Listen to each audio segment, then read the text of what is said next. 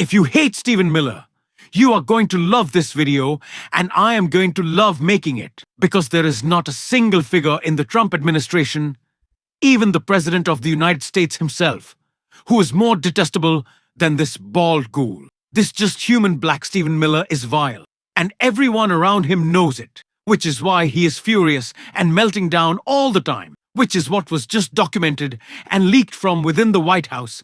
As Stephen Miller stares down a threat of being fired, we're gonna get into it all and Stephen Miller's meltdown. But before we do, if I could quickly ask you to leave a like on this video, and if you haven't already, and you enjoy our channel, to hit that subscribe button, because it goes a long way in supporting our work. Now, before we get into Miller's screaming meltdowns that are now being reported on, and the threat to fire him, I gotta start with the Republican who called him out today and has him so angry.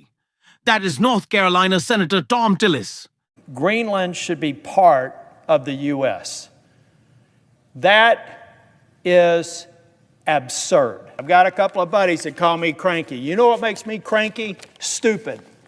What makes me cranky is when people don't do their homework.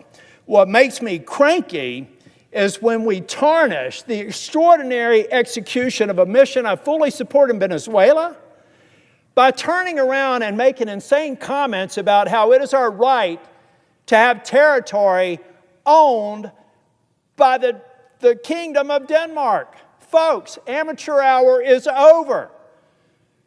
You don't speak on behalf of this U.S. Senator or the Congress. You can say it may be the position of the President of the United States that Greenland should be a part of the United States, but it's not the position of this government, because we are a co-equal branch. And if that were to come to pass, there would be a vote on the floor to make it real.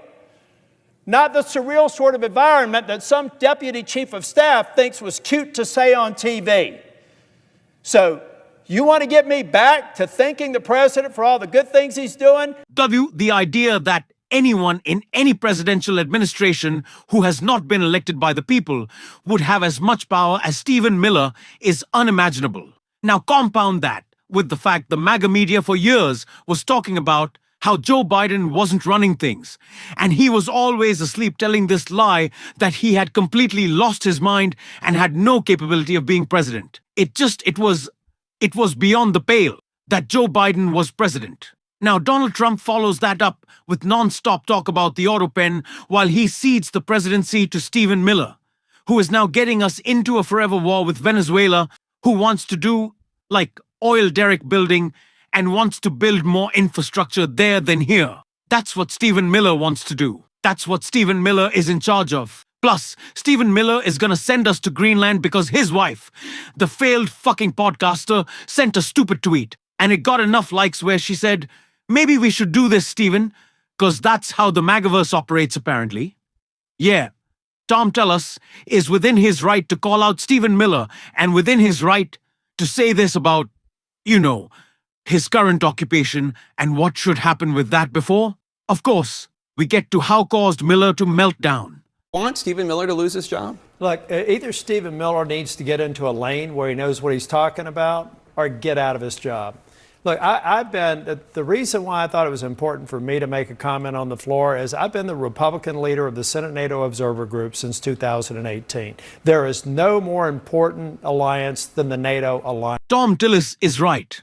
Stephen Miller should be fired. He's not a great shadow president.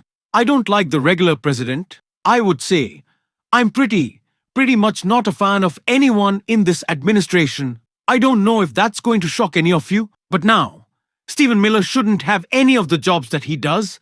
He is in charge of too much stuff. And again, it does just baffle me that an administration that has pushed autopen is so comfortable to cede so much to Stephen Miller. The man is clearly in charge. Donald Trump is in deep cognitive decline, and everyone is taking advantage of him. Not in a way that I certainly feel bad for the ailing old man. He seems content, throwing ketchup at the walls and screaming at Fox News and bleeding all day. But yes, Stephen Miller is running the show. Stephen Miller is in charge at the White House. And Stephen Miller is consistently unhappy.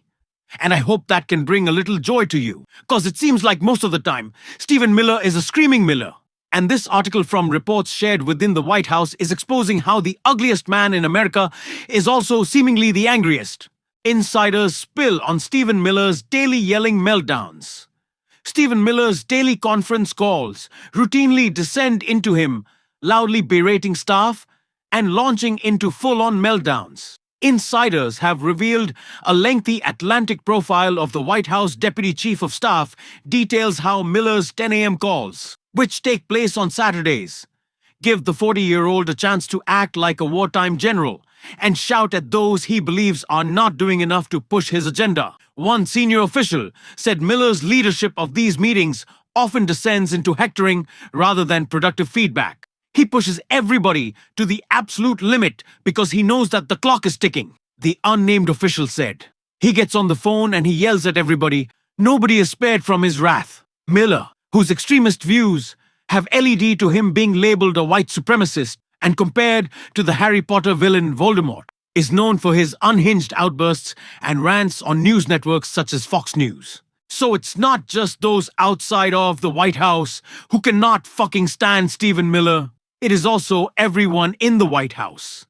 Which makes it really funny considering recently Stephen Miller went on Sean Hannity's show. Stephen Miller, who is supposedly in charge of Venezuela, was so bent out of shape that he went on primetime Fox and complained to Sean Hannity that he was banned from CNN. Now, Stephen Miller recently, again much to our dismay, not that the programming is fantastic over there, but went on CNN again to just yell at Jake Tapper. He just yelled the entire time about how in the post-World War II order America has been abused by the rest of the world. How do these guys fit all of these ideas into their head that they want to go back to when America in the post-World War II era was the superpower dominating everything? And we must have complete control, and that's when we thrived. But we are also the bitches of the rest of the world because they were exploiting us as we were ruling over everything. I don't really get how do they fit these ideas in their heads that that's when America was great, but also since then, America has become worse. We know what America Stephen Miller wants to go back to. It's, pre-emancipation proclamation, like that. That's what Stephen Miller is about. Actually, I don't think he would be that unhappy with going back even further to the medieval ages when his thing would work a little bit better. He looks like a gargoyle. I know a lot of people say Jack, we can fight these people on their ideas alone. We don't have to make fun of their physical appearance. No, Stephen Miller has a terrible physical appearance. I will make fun of it as much as I want. And I will also make fun of the fact that his wife is a failed podcaster who no one wants to listen to, hear from, or see. She's just like Stephen Miller. It's amazing. Sometimes, y'all, you just find your soulmate in life, someone as equally depraved and bad at communications as you. It is just impressive. They were built for each other. I absolutely love it. Now, if they would fuck off and go away, everything would be fine. Everything would be so much better. So why don't you? Well, because someone has to run the government, and it is not Donald Trump. How is this not a bigger story? I know I talk about the mainstream media a lot and all of their failures, but how is this not a bigger story? Stephen Miller is regularly berating the entirety of the White House staff as he runs Venezuela, runs the border, runs ICE, runs other operations. I don't know what else is Stephen Miller in charge of. What does Donald Trump do? Donald Trump the other day when speaking in front of the Republican conference, honestly, it might have been yesterday. I've lost track of time. If anyone has noticed these days all run together, it's horrible. I hate these people. I think you guys know that. But Donald Trump in front of the Republican conference said, I don't like that New York Times reporting about how I'm not doing enough. I do so much, I work so hard. Then not get this factoring in my lunches. The New York Times did this sprawling report. We've talked about it extensively. Lawrence O'Donnell did great coverage of how there is a noticeable mathematical drop and how much Donald Trump is doing on a daily basis. Not that he was ever really working it to the bone. Pete Hegseth drunk on Signal style. And this is the same man who demands equal airtime on CNN that if he's not on every day to scream and yell, he is banned, and it is a violation of his First Amendment rights. Oh my God. How? Oh, we can't do it. And that's why I thought it was so laughable when Barry Weiss was throwing a fit, as she always does, about us not having the perspective of the great Stephen Miller on 60 Minutes. Well, we have to hear his side. What side? He's a bigot. He's a white supremacist. You don't get equal time. Not everyone's voice needs to be heard. If you love RFK Jr. so much, next time you're having open heart surgery, let him take the other half. Let the real surgeon just be like, did my part. You wanted your own research. RFK Jr., they're wide open, have at it. But you don't want that, because when it gets real, when the shit gets real, we don't need to hear from RFK. We don't need to hear from Stephen Miller. And this shit is real, believe you. Me.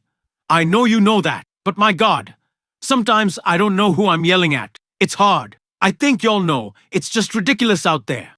These people are so terrible. But at least Katie Miller gets no views on her podcast. We can all be comforted by the fact that Katie Miller is a failed podcaster and that I am not married to a white supremacist in Donald Trump's administration that puts me at least above her. And really, y'all, it's all you need in life is to look at Stephen Miller. And so, if you want to support that as always, you can hit that subscribe button. Leave a like on this video. If you stuck around at the end, drop a blue heart in the comments. Keep on fighting, y'all. Don't let him silence you. And until next time, I'll see you soon.